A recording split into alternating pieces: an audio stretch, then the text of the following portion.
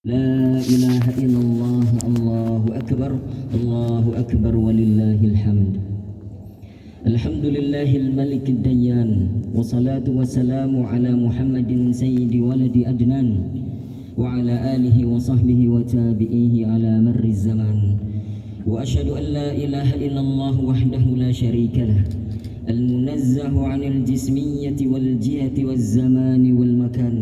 وأشهد أن سيدنا محمدا عبده ورسوله الذي كان خلقه القرآن. أما بعد، عباد الرحمن، فإني أوصيكم وإياي بتقوى الله، فإني أوصيكم وإياي بتقوى الله المنان القائل في كتابه الميزان: بسم الله الرحمن الرحيم، إنا أعطيناك الكوثر فصل لربك وانحر إن شانئك هو الأبتر. Jamaah salat Idul Adha rahimakumullah. Idul Adha yang kita rayakan ini, yang dirayakan oleh seluruh umat Islam sedunia, terletak pada setiap bulan Dzulhijjah, merupakan hari raya yang sangat identik dengan dua ibadah besar, yakni ibadah haji dan ibadah kurban. Ibadah haji adalah salah satu kewajiban umat Islam bagi mereka yang mampu menjalankan perjalanan ke sana, sebagaimana firman Allah Subhanahu wa taala di dalam Quran surat Ali Imran ayat 97, walillahi 'alan nasi hajjul baiti man istata'a ilaihi sabila wa man kafara fa innallaha ghaniyyun 'anil 'alamin. Di antara kewajiban manusia kepada Allah Subhanahu wa taala adalah melaksanakan ibadah haji ke Baitullah, yaitu bagi orang yang mampu mengadakan perjalanan ke sana. Siapa yang mengingkari kewajiban haji itu, maka sesungguhnya Allah Subhanahu wa taala Maha Kaya, tidak membutuhkan alam semesta. Ayat ini diperkuat dengan hadis Nabi Muhammad sallallahu alaihi wasallam. Ketika satu hari Nabi kita berpidato di depan para jamaah, para sahabat semuanya, Nabi mengatakan, ayyuhan nas, qad farada alaikumul hajj fahujju. Wahai para manusia, sesungguhnya Allah Subhanahu wa taala telah mewajibkan ibadah haji itu, maka berangkatlah untuk ibadah haji. Faqala rajulun, akulla yaumin ya Rasulullah, akulla amin ya Rasulullah. Seorang sahabat bertanya, apakah kewajiban haji itu berulang setiap tahunnya ya Rasulullah? Fasakata hatta qalaha thalathan. Nabi hanya diam 1000 bahasa dan tidak menjawabnya sampai pertanyaan itu diulangi 3 kali.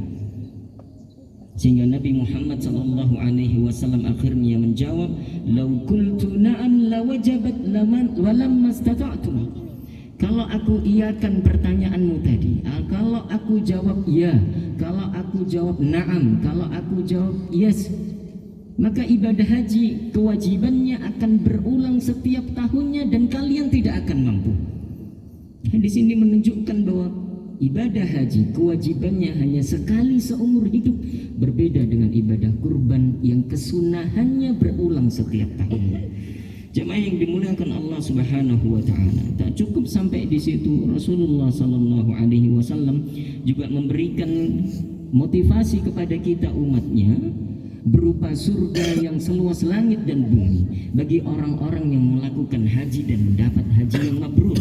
Rasulullah sallallahu alaihi wasallam bersabda, wal hajjul mabrur laisa lahu jazaa'un illal jannah. Tidak ada balasan yang lain bagi seorang haji yang mabrur. Sebaliknya, Rasulullah sallallahu alaihi wasallam juga memberikan peringatan keras kepada orang-orang yang tidak mau melaksanakan ibadah haji padahal mampu melaksanakannya. Kata Nabi Muhammad sallallahu alaihi wasallam, man malaka zadan aw rahilatan tuballighuhu ila baitillah falam yahujja fala alaihi an yamuta yahudiyan aw nasraniyan. Siapa yang memiliki bekal dan kendaraan yang mampu mengantarkannya ke rumah Allah, ke Baitullah, namun ia tidak berangkat haji, ia tidak melakukan perjalanan ke sana, maka tidak ada halangan baginya untuk mati dalam keadaan Yahudi atau Nasrani. Jamaah yang dimuliakan Allah Subhanahu wa taala, adapun pelaksanaan ibadah kurban adalah hal tersebut difirmankan oleh Allah Subhanahu wa taala dalam Quran surat Al-Kautsar ayat 1 sampai dengan 3. Bismillahirrahmanirrahim. Inna a'tainakal kautsar fashalli li rabbika wanhar inna syani'aka huwal abtar. Sesungguhnya kami telah memberimu Nabi Muhammad nikmat yang banyak, maka laksanakanlah salat karena Tuhanmu dan berkurbanlah. Sesungguhnya orang yang membencimu dialah orang yang terputus dari rahmat Allah Subhanahu wa taala. Jamaah yang dimuliakan Allah Subhanahu wa taala, sebagaimana peringatan keras dari Nabi bagi orang yang berhaji, mampu berhaji tapi tidak berangkat haji, begitu pula Nabi Muhammad sallallahu alaihi wasallam memberikan peringatan keras bagi orang yang mampu berkurban tapi tidak berkurban. Kata Nabi Muhammad sallallahu alaihi wasallam, "Man kana lahu sa'ah wa lam yudhi fala yaqrabanna musallana." Siapa yang memiliki kemampuan untuk berkurban tapi tidak menyembelih hewan kurban, tidak membeli kurban dan tidak mensedekahkannya, maka jangan dekati tempat salat kami. Jamaah salat Idul Adha yang berbahagia, jika kita perhatikan, jika kita renungkan dengan seksama, maka akan terdapat banyak nilai-nilai tauhid di dalam dua ibadah besar ini, yaitu ibadah haji dan juga ibadah kurban. Mari kita mulai dengan ibadah haji yang Allah Subhanahu wa taala wajibkan dan Rasulnya sallallahu alaihi wasallam. Di dalam ritual memakai ihram itu terkandung nilai tauhid yang begitu dalam, yaitu pentingnya kesatuan niat dan amal, juga kesatuan zahir dan batin.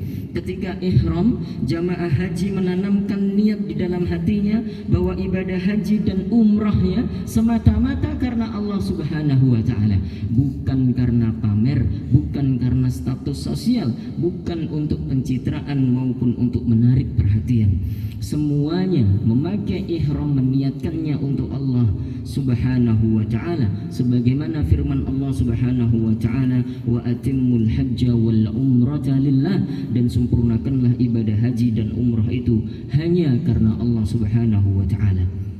Kemudian kesatuan zahir dan batin terkandung juga dalam pakaian ihram yang semuanya serba putih. Sebagai muslim, kita senantiasa diminta untuk menjauhkan diri dari kotoran, kesalahan, kekurangan di dalam diri dan batin kita. Maka kita dituntut untuk bersih secara zahir dan bersih secara batin, sehingga kita terbebas dari sifat-sifat kemunafikan. Zahirnya nampak baik tetapi batinnya buruk, zahirnya manis tapi di dalamnya pahit. Berikutnya, di dalam prosesi wukuf di padang Arafah juga terkandung kesatuan antara dunia dan akhirat. Wukuf merupakan rukun terbesar dalam ibadah haji, sampai Nabi kita Muhammad sallallahu alaihi wasallam menekankan al-hajju arafah, al-hajju arafah, al-hajju arafah. Puncak dan inti ibadah ritual haji adalah wukuf di padang Arafah. Prosesi wukuf ini menggambarkan kepada kita semuanya bahwa satu saat nanti kita akan dibangkitkan lagi oleh Allah Subhanahu wa taala, akan dikumpulkan di padang mahsyar, selanjutnya akan dihisab, ditimbang amal ibadahnya, kemudian akan kembali ke tempatnya yang mula-mula. Kita ini akan layak di surganya Allah Subhanahu wa taala atau akan menghuni nerakanya Allah Subhanahu wa taala. Oleh karena itu, kita harus memiliki pandangan tauhid, kesatuan antara kehidupan dunia dan akhirat ini, bahwa satu hari nafas kita akan berhenti, satu hari kita akan berpisah dengan keluarga dan anak-anak kita. Ketika ada pertemuan, pasti di situ ada perpisahan, ada waktu untuk bertemu, ada masa untuk berpisah. Dan sayangnya, kematian bukan akhir dari segalanya. Kematian adalah permulaan dari kehidupan berikutnya. Kematian adalah permulaan dari kebahagiaan yang hakiki atau permulaan dari siksa yang pedih dari Allah Subhanahu wa taala. Mudah-mudahan kita semuanya ini mampu menginsyafi ibadah wukuf itu, sehingga kita bisa menyatukan pikiran antara dunia dan akhirat, sehingga terwujud dalam kehidupan kita ini, baik di dunia, baik di akhirat, serta terhindar dari siksa api neraka. Fid dunya hasanah wa fil akhirati hasanah wa qina adzabannar. Jemaah yang dimuliakan Allah Subhanahu wa taala, dalam ibadah tawaf mengelilingi Ka'bah 7 kali juga ada kesatuan tujuan dan gerakan. Jamaah haji mengelilingi Ka'bah sebanyak 7 kali putaran. Itu mengandung arti bahwa kehidupan manusia harus bermuara pada satu tujuan, yaitu mengharap ridha Allah Subhanahu wa taala. Selain itu juga kaum muslimin harus bergerak bersama, bersinergi untuk mewujudkan tujuan yang diridhai Allah Subhanahu wa taala. Dalam sa'i terkandung kesatuan ikhtiar dan tawakal. Sa'i adalah berlari kecil bolak-balik 7 kali antara bukit Safa dan Marwah. Prosesi sa'i ini adalah mengikuti peristiwa Sayyidatuna Hajar alaihissalam untuk mencari air bagi putranya Nabi Ismail alaihissalam. Hal itu menggambarkan bahwa untuk mencapai tujuan dalam kehidupan ini, kita harus mengerahkan segala upaya dan daya. Tidak boleh berdiam diri, berpangku tangan, lalu mengharapkan segalanya turun begitu saja dari langit. Setelah semuanya kita ini berikhtiar, maka kita lengkapi dengan tawakal kepada Allah Subhanahu wa taala. Ikhtiar tanpa tawakal adalah kesombongan. Sebaliknya, tawakal tanpa ikhtiar adalah sebuah kebohongan. Dalam satu mahfudzat disebutkan, tarjun najata wa lam tasluk masalikaha fa inna safinata la tajri 'alal yabasi. Engkau menginginkan kesuksesan tapi engkau tidak mau menjalani prosesnya. Sungguh kapal itu tidak akan pernah berlayar di daratan. Jamaah salat Idul Adha rahimakumullah. Terakhir dalam ibadah tahallul ini mengandung kesatuan zikir dan fikir kita. Tahallul ditandai dengan menggunting beberapa helai rambut kita. Hal ini memberi isyarat agar umat Islam menjauhkan diri dari pikiran yang kotor, sebab pikiran yang kotor ini bisa menjadi sumber malapetaka yang terjadi di dunia. Oleh karena itu, setiap muslim harus mengaitkan antara pikirannya dengan rasa zikir kepada Allah Subhanahu wa taala. Jika zikir dan pikir itu bisa disatu padukan, maka itulah ciri orang-orang yang berakal cerdas, ulul albab. Allahu akbar, Allahu akbar, Allahu akbar, walillahil hamd. Jamaah salat Idul Adha rahimakumullah. Adapun dalam ibadah kurban juga terdapat nilai-nilai tauhid yang besar yang bisa kita maknai dan hikmai. Yang pertama, di dalam ibadah kurban itu terkandung kesatuan antara nilai ketuhanan dan nilai kemanusiaan. Hewan yang kita sembelih itu tidak akan sampai kepada Allah Subhanahu wa taala. Yang sampai kepada Allah Subhanahu wa taala adalah keimanan dan ketakwaan kita. Lan yanalallaha luhumuha wala dima'uha walakin yanaluhu taqwa minkum. Daging hewan kurban dan darahnya itu sekali-sekali tidak akan sampai kepada Allah, tetapi yang sampai kepadanya adalah ketakwaan kalian. Adapun dagingnya kemudian kita sedekahkan kepada orang-orang yang berhak menerimanya. Sungguh indah perpaduan antara ibadah dan muamalah. Ketakwaan kita kepada Allah, kemudian ketakwaan kita kepada Allah dalam bentuk kesolehan secara sosial. Sehingga kita ini menjadi pribadi muslim yang paripurna, saleh secara individu dan saleh secara sosial. Yang kedua, nilai tauhid yang terkandung dalam ibadah kurban adalah adanya support sistem yang baik di antara masyarakat. Sebuah ibadah tidak akan maksimal, sebuah dakwah tidak akan maksimal kalau tidak didukung dengan support sistem yang baik. Misalnya dalam lingkup keluarga, bagaimana seorang ayah mendapat dukungan penuh dari anak-anaknya untuk menjalankan sebuah kebaikan. Bagaimana orang tua mendukung anak-anaknya dalam mengerjakan kebajikan dan kebaikan. Kita dapati contohnya dari kisah Nabi Ibrahim alaihissalam dan putranya Nabi Ismail alaihissalam. Falamma balagha ma'an sa'ya qala ya bunayya inni ara fil manami anni azbahuka fanzur madza tara. Ketika Ismail itu sampai pada umur yang sanggup untuk bekerja bersamanya, Ibrahim berkata, wahai putraku, sesungguhnya aku bermimpi bahwa aku menyembelihmu, maka pikirkanlah apa pendapatmu. Qala ya abati, kata Ismail kecil, wahai ayahku, satajiduni insyaallahu minas sabirin. Wahai ayahku, kerjakanlah apa yang Allah Subhanahu wa taala perintahkan kepadamu, engkau akan mendapatiku sebagai orang-orang yang sabar. Support system yang baik antar masyarakat, support system yang baik antar keluarga, support system yang baik antar lembaga-lembaga dakwah akan menimbulkan kualitas hasil dakwah yang maksimal dan baik. Sebagaimana kita diajari oleh orang tua kita di Jawa ini, sing duwe ilmu mulang, sing duwe bondo nyumbang, sing duwe tenaga rewang. Yang punya ilmu mengajar, yang punya harta bersedekah, yang punya tenaga silahkan menyumbang dengan tenaga dan pikirannya. Semuanya saling mengambil perannya masing-masing sehingga tercipta support system yang baik. Itu salah satu yang kita dapati dari pelajaran besar ibadah kurban. Terakhir, jamaah yang dimuliakan Allah Subhanahu wa taala, nilai tauhid dalam ibadah kurban adalah ketundukan yang paripurna seorang hamba kepada Allah Subhanahu wa taala Rabbnya. Ibadah kurban mengajarkan kepada kita semuanya untuk bisa setaat Ibrahim dan sesabar Ismail. Seorang bijak bestari mengatakan setiap kita adalah Ibrahim dan Ibrahim punya Ismail. Ismailmu mungkin hartamu, Ismailmu mungkin jabatanmu, Ismailmu mungkin gelarmu, Ismailmu mungkin egomu, Ismailmu adalah semua yang kau sayangi dan kau pertahankan di dunia ini. Sungguh Ibrahim tidak diperintahkan untuk membunuh Ismail, tapi Nabi Ibrahim diperintahkan untuk membunuh rasa kepemilikan terhadap Ismail. Kita ini tidak disuruh untuk meninggalkan harta kita, kita tidak disuruh untuk membenci keluarga dan putra-putri kita, tidak. Tapi yakinilah bahwa seluruhnya adalah milik Allah Subhanahu wa ta'ala. Kapanpun Allah menginginkannya, maka kita serahkan kepada sang pemilik yang hakiki, yaitu Allah Subhanahu wa ta'ala.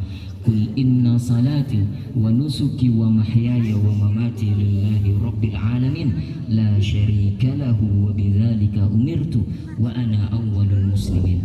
Katakanlah sesungguhnya salatku, ibadahku, hidup dan matiku hanya untuk Allah Tuhan semesta alam, tidak ada sekutu baginya.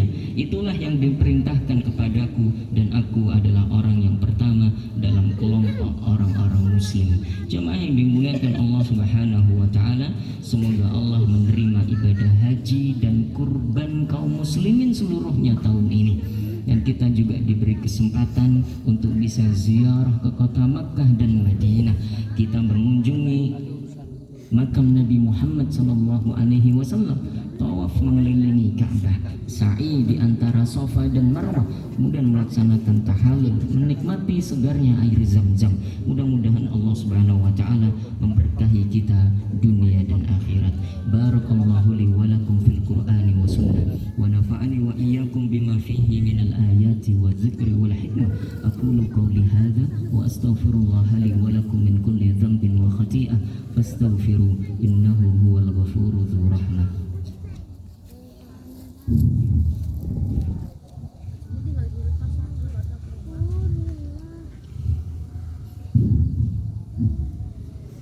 Allahu akbar, Allahu akbar, Allahu akbar, Allahu akbar, Allahu akbar, Allahu akbar, Allahu akbar, Allahu akbar, Allahu akbar.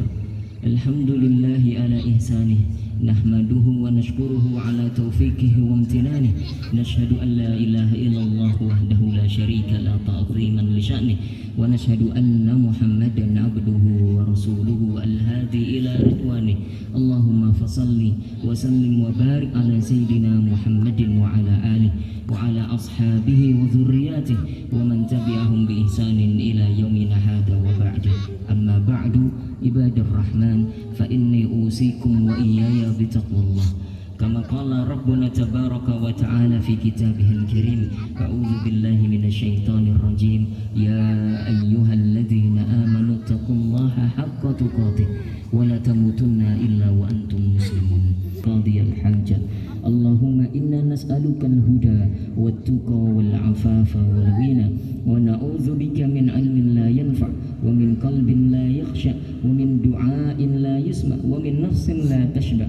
اللهم أصلح لنا ديننا الذي هو عصمة أمورنا، وأصلح لنا دنيانا التي فيها معاشنا، وأصلح لنا آخرتنا التي إليها معادنا، واجعل الحياة زيادة لنا في كل خير، واجعل الموت راحة لنا من كل شر. ربنا ظلمنا أنفسنا فإن لم تغفر لنا وترحمنا لنكونن من الخاسرين. ربنا آتنا في الدنيا حسنة وفي الآخرة حسنة وقنا عذاب النار وقنا عذاب النار وقنا عذاب النار. وصلى الله على سيدنا محمد وعلى آله وصحبه وبارك وسلم، والحمد لله رب العالمين. تقبل الله منا ومنكم وكل آمن وأنتم بخير، والسلام عليكم ورحمة الله وبركاته.